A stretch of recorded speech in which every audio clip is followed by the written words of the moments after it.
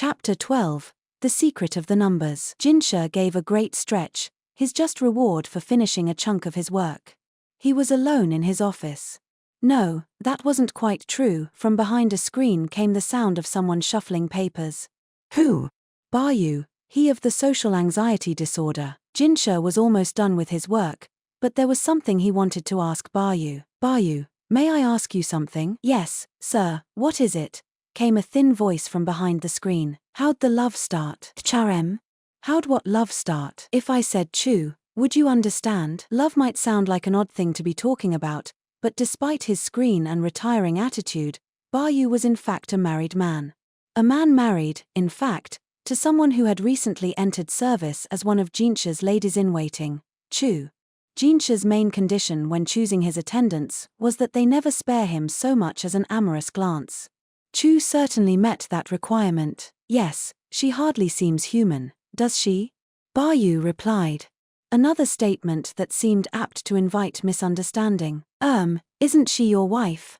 You have children, don't you? Jinshi had to admit, it was difficult to see how a woman with such a forceful personality ever worked with Bayu.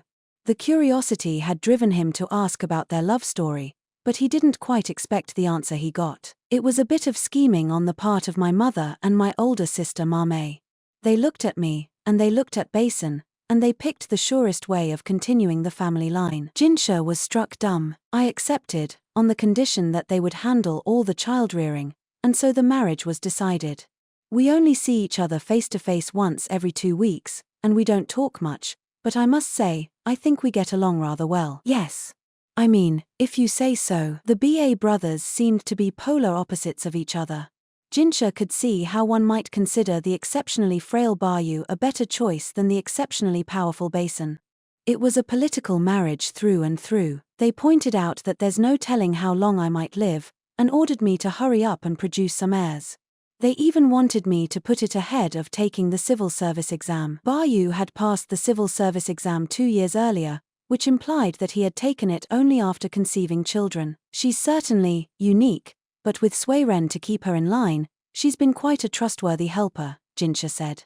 It actually reminded him of when Maomao had been working under him. She comes from the Mi clan, albeit a subsidiary line. That would explain much. As the Ma clan provided bodyguards for the imperial family, the Mi clan produced an information network that served the emperor and his kin directly. They both guarded the royal family, one in the light, one from the shadows.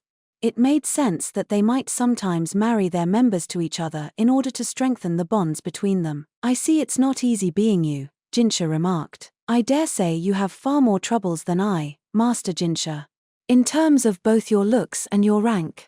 As for me, my sister told me to simply lie down quietly at night and my wife would take care of the rest. Once again, Jinshi had no answer.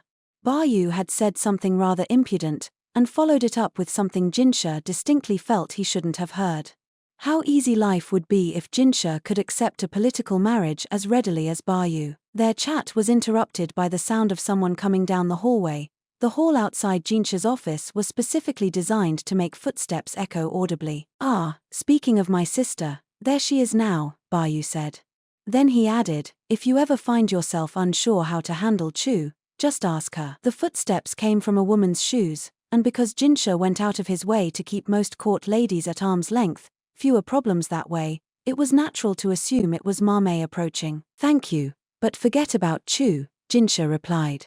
He'd simply been curious about how love took root. Unfortunately, the inquiry hadn't gained him any useful insight. There was a knock on the door, and indeed, Maomao appeared, with paperwork in one hand and tea supplies in the other. Hello, I'm back.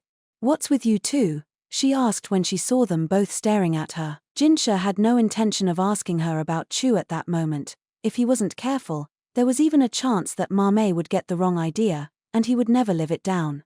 Bayu and Basin weren't the only ones who found themselves cowed by this formidable woman. Instead he tried to think of some way to distract her. You're trying to think of some way to distract me, aren't you? Maomao said, fixing him with a glare. Who, me? No. I was just wondering if we had an answer yet regarding what I asked you about. What he had asked her about was the tie attached to Gaokuoyu's recent letter. Flummoxed by the sheet of numbers, Jinshi had called in an expert. Ah, you mean Master Lahan. I happen to have a letter from him right here. When you thought of numbers, you thought of Lahan. It had been the obvious solution, and in this case, it appeared it had also been the right one. Jinshi opened the letter, which indeed detailed the truth behind the numbers. May I see it? Maomao asked, coming over. Jinshi placed the letter on the desk. Even Bayu was apparently intrigued enough to emerge from behind his screen. What is this? An account ledger? Maomao said. So it would seem, replied Jinshi. Lahan had sent them a copy of some sort of ledger. It appeared to be related to taxes levied on crops. Some percentage of the taxes collected in the Western capital was sent to the National Center. The tie seemed to have been made of several battered pages, presumably records from the same area covering several years. Perhaps this is it, said Maomao. It looked to be from the first half of the previous year. The Western capital didn't produce many crops, but there were some. Wheat and grapes, cotton and sugar beets, for example. Sheep's wool was another major export of the region. As Maomao indicated, the records matched up with the mysterious numbers they'd been sent. The numbers, between 2 and 4 digits, showed harvest quantities. Multiply them by the tax rate to get the amount of tax collected. Chem. Look here, the numbers are different. Maomao's finger had stopped over the data for wheat. There, and there alone, the number in the ledger was bigger. If the numbers are different, it implies someone doctored the ledger. But this doesn't make any sense. I agree. I don't understand, said Jinshi. If the number in the ledger had been smaller, it would have been simple. The impropriety would be exposed. But the number they reported was bigger, meaning someone had reported more than had actually been harvested. Naturally, that would mean more taxes would be collected. They're deliberately paying too much in taxes. Jinshi couldn't fathom why they would do that. It could only harm them. It might not make sense to him, but it seemed Lahan had decided that the numbers they had been sent pertained to taxes levied on the harvest. That's very nice of them to pay more than they owe, but it sure smells fishy, Maomao said. Is wheat the only number they doctored? Bayu asked, looking through the several years of registers. It seems all the harvests were smaller than average last year. If this message or whatever it is to be believed, wheat was particularly scarce, Jinshi said, squinting at the rows of figures. The Western Capital region had been warned to take precautions against insect plague. If they were seeking to hide the true state of things, this would be one way to do it. When is wheat harvested?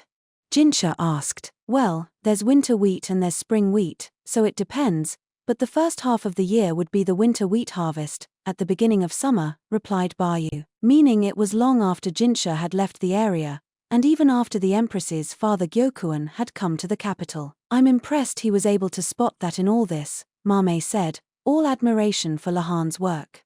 It was true that noticing the discrepancy in the numbers was an impressive feat, even if the numbers were ones that he dealt with in his work. He said something about that in his last letter, Bayu said, and rifled through his papers. The registers we were sent included the seal of an acquaintance of mine. I remember it. An acquaintance's seal? Lahan's letter went on to give a name that Jinshi recognized as well.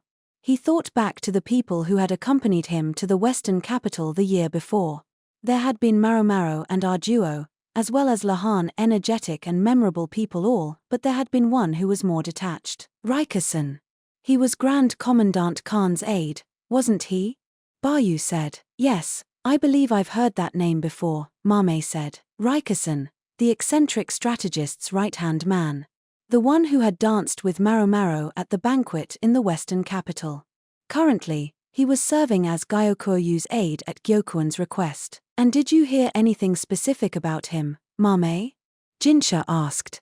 All he really knew about Raikkonen was his job title. He didn't even know what the man was like. All he knew was that he'd seen a side of Raikkonen that he didn't like much, and it was hard to get away from that bad first impression. About Master Raikkonen? Let me see. I'm afraid everything I know about him is hearsay, Maomao replied as she prepared the tea. He was a civil official before he served Master Laken, but my understanding is that he didn't get there by passing the civil service examinations. He had connections. He comes from a merchant family, and his gentle disposition always gave him a certain popularity with the court ladies. Perhaps that was also where Maomao had got her information. Who were these connections? I'm afraid I'm not sure. I can look into it if you'd like. It's no rush. But I would be glad to know before I leave for the Western capital. Maomao, clever Maomao, placed tea snacks in front of Jinshi and then began jotting a letter. No doubt she would find out about Rikusen, and quickly. When she was done writing, she flapped the page to dry the ink and then tucked it into the folds of her robes. Couldn't we simply ask Sir Lahan directly? Bayu asked with a hesitance that implied he felt he might be out of line to suggest it. Jinshi frowned. Sir Lahan has already done me several favors. Including this one. I see. If I'm to incur yet another debt, I would rather not go to him as a blank slate. Better to have some knowledge, and pay only for what I can't get myself. Yes. Why yes, of course. Lahan was no paragon, but he didn't go in for dirty dealings, he would have considered them unbountiful. All the same, the fewer favors Jinshi owed, the fewer weaknesses he had that could be exploited, the better. I'll leave the rest of the paperwork here, Maomao said, setting it down alongside the tea. Her less than subtle way of telling him to get back to work. Good, thank you. I'll trade you for this, have a look at it, if you would. Jinshi handed her something. She wasn't the only one who could fling paperwork around. Maomao's usually narrow eyes became quite wide indeed, and she swept them over the paper several times, making sure she was reading it right. Is this true? She asked. And this when there's no need for you to go to the Western capital yourself, Master Jinshi. Not another word. I'm well aware of the danger. Foreign nations and natural disasters would not be his only enemies. May I ask what you're planning to do if someone makes an attempt on your life in some far-off country? Said Maomao. That was the point of greatest concern to her. I'll be traveling with picked physicians and warriors for exactly that reason. Yes, I heard you ordered Dr. Liu to get us more capable doctors. What about your bodyguard, then? As far as the soldiers are exactly what I'm concerned about. Are you sure you'll be safe with whom you've chosen? Jinshi tugged at his hair. Maomao gave a look that showed she thought that was uncivilized. Chosen, Jinshi echoed. That implies I had a choice. I'm saying. Well, now, piped up Bayu, glancing at the papers from beside Maomao. Is he really going with you? Master Laken? Yes, I've asked Sir Laken to come with me. You've what? Maomao's face contorted in a way Jinshi wouldn't have thought possible. Such open disgust wasn't typical for her. May I ask what you're thinking? He'll go on a rampage. This is terrible. The moment you turn your back, you'll find his blade in it. I know. And your guards, they're all Master Laken's men through and through. They can kill you and make it look like an accident. Does he really hate me that much? Jinshi had been under the impression that the strategist had possessed a modicum of newfound respect for him since the Go tournament. Who's going to hold his reins? That's what I want to know. You can bring Master Laken, but you certainly can't keep him under control. Then again, if Master Luo Men were among the physicians. Maomao. She knew how the game was played. Not Sir Luo Men, I can't ask him to come. His age won't permit such a lengthy journey. Especially not with his bad leg. In any event, he would be an absolute last resort. In fact, this had all been settled long ago. After what Jinshi had done, he had to go to the Western capital. Who, then? Maomao asked, but then she stopped. You can't mean. Her intuition was excellent. There was no need to explain.